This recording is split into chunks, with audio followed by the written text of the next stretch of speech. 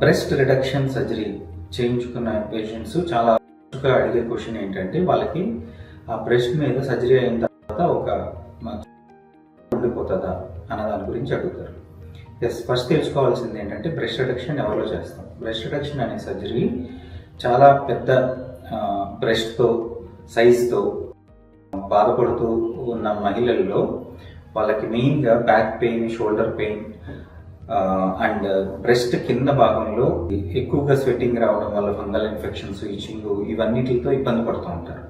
ఇలాంటి వారికి జనరల్గా చేసే ప్రొసీజర్ ఏంటంటే బ్రెస్ట్ రిడక్షన్ అనే ప్రొసీజర్. ఇది వాళ్ళల్లో ఏంటంటే చాలా రిలీఫ్ ఇస్తుంది. It will give you a very fine scar. కానీ మీరు తెలుసుకోవాల్సింది ఏంటంటే the benefits out of breast reduction surgery are far more high.